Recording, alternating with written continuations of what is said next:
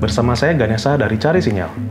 Biasanya laptop di harga di bawah 10 jutaan atau mungkin malah belasan jutaan itu masih menggunakan layar dengan panel IPS LCD atau mungkin VA.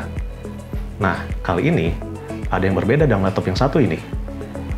Meski harganya di bawah 10 jutaan, tapi dia sudah menghadirkan panel layar yang Asus sebut sebagai Asus OLED.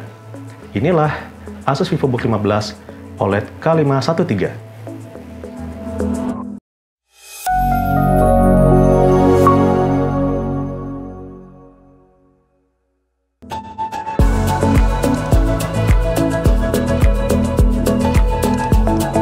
Asus VivoBook 15 K513 sebelumnya pernah dirilis ke pasaran sih.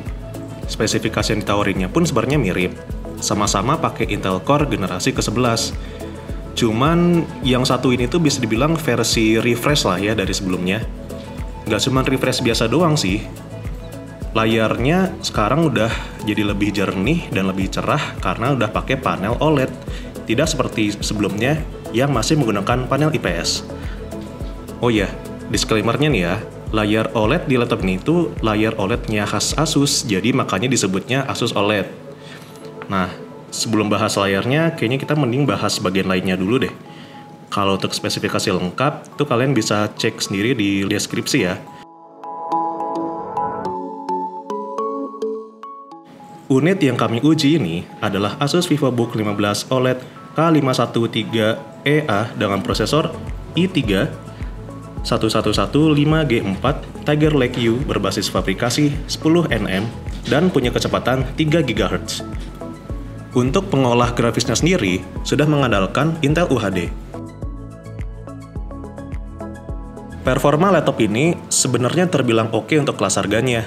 Dicoba buat produktivitas seperti mengetik dan mengedit-edit ringan, masih terbilang oke-oke saja. Nah, buat kalian yang penasaran dengan hasil benchmarknya, tinggal lihat gambar berikut ini ya.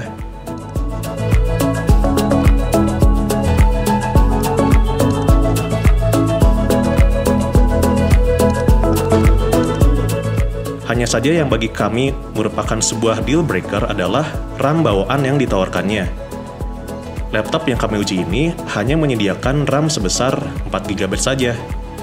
Sebenarnya masih nyaman buat kegiatan aktivitas kerja ringan, tapi kalau kalian udah coba buka banyak tab di browser atau buka banyak aplikasi dalam sekaligus, kayaknya kerasa RAM yang ditawarkannya tuh kurang nendang deh.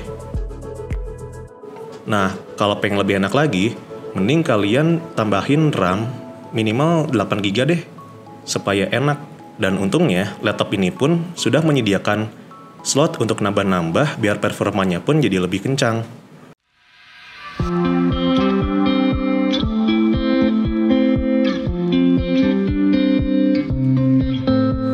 Unit yang kami uji ini juga punya slot tambahan untuk nambah storage HDD atau SSD SATA 2,5 inci.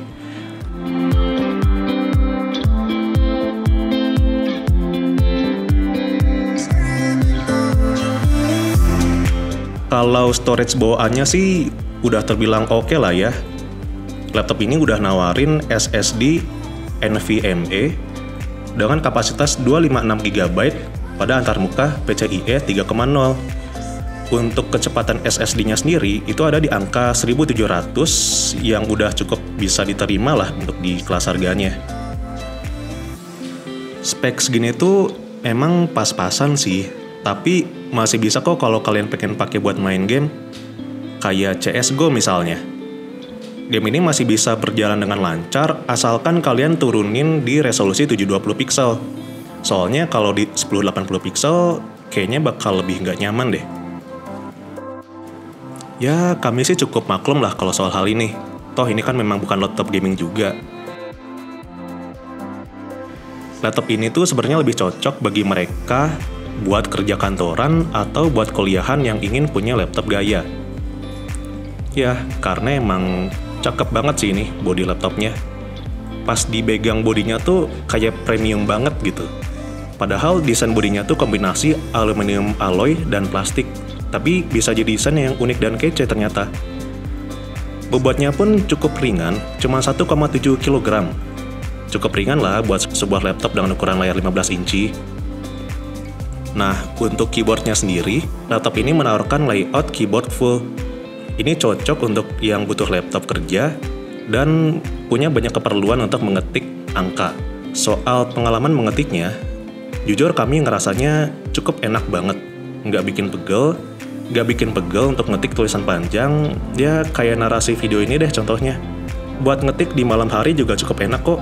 Soalnya, keyboard ini sudah menghadirkan backlight putih yang bisa diatur dengan tombol F7.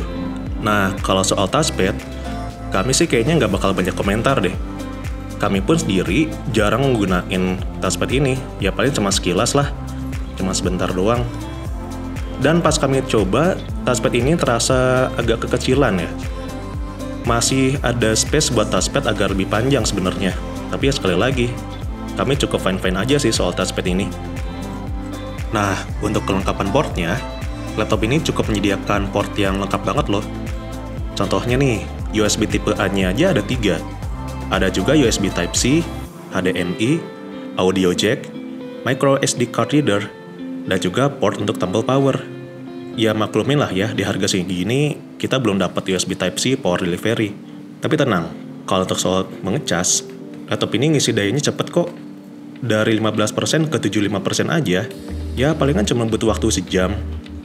Kalau daya tahan baterainya sendiri, buat kami sih terbilang cukup lama ya kalau untuk ngetik sama nonton. Ya cukup lah untuk nemenin jam kerja tanpa casan. Tapi ini sih tergantung pemakaian juga ya. Kalau pakai nonton video sambil connect ke internet ya jelas bakal lebih boros ketimbang ngetik biasa. Ngomong-ngomong soal video, nonton video di layar laptop ini sebenarnya asli sih bikin enak mata. Nah, layar Asus OLED yang ditawarkan laptop ini benar-benar manjain banget. Asus sendiri menyebut kalau Asus OLED ini memiliki 5 keunggulan. Keunggulan pertama yaitu kualitas tampilan warna laptop yang benar-benar oke banget. Sederhananya tuh layarnya lebih kaya dan lebih jelas gitu. Dan ini tuh bisa kecapai karena laptop ini menawarkan layar 15,6 inci Full HD dengan gamut warna DCI P3 dan tingkat kecerahan yang mencapai 400 nit. Dan yang kedua, layar ini pastinya enak buat mata. Dia sudah menghadirkan sertifikasi TUV Rainland. Layar laptop ini mampu mengurangi cahaya biru sehingga bikin mata lebih sehat. Nah, untuk keunggulan yang ketiga, layar laptop juga punya kemampuan buat menampilkan gambar di kondisi tingkat kecerahan layar yang rendah. Malahan, Asus sendiri mengklaim kalau layarnya ini bisa menampilkan warna yang lebih detail meski pada tingkat kecerahan yang rendah. Yang keempat, Asus OLED juga dapat menghadirkan warna hitam yang detail serta punya kemampuan kontras yang sangat ekstrim. Nah, keunggulan kelima, ini sih ngaruh banget kalau lagi main game. Jadi, Asus OLED ini punya respon time yang super cepat, diklaim 50 kali lebih cepat ketimbang ke panel LCD biasa loh. Well, kelima keunggulan tadi terdengar seperti yang bahasa marketing banget. Tapi sebenarnya, menurut pengalaman kami, layar OLED ini memang terbilang mantep banget loh. Pada dasarnya kan user experience itu bakal membuktikan benar nggak sih klaim-klaim marketing yang mereka buat. Kami sih nggak bermaksud muji ya, tapi emang layar ini cukup keren banget, apalagi kalau kita melihat dari kelas harganya yang murah. Memangnya semurah apa sih? Saat video ini dibuat, kami pun mengecek di toko online. Nah, unit yang kami review ini ada di angka 8 jutaan rupiah.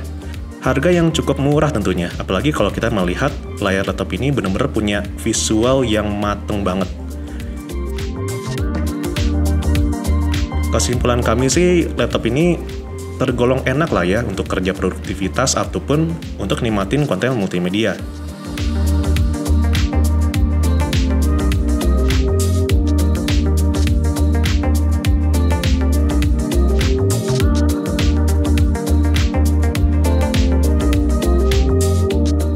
Overall, Asus VivoBook 15 OLED K513 ini membawakan standar laptop di bawah 10 juta yang menurut kami terbilang baik lah. Dengan adanya laptop 8 jutaan yang sudah pakai layar OLED seperti ini, mudah-mudahan kedepannya bakal banyak laptop murah lainnya yang juga menaruhkan layar OLED sebagus ini. Intinya sih kami sungguh mengapresiasi Asus karena berhasil menaruhkan layar OLED yang sangat bagus seperti ini di laptop 8 jutaan. Good job Asus!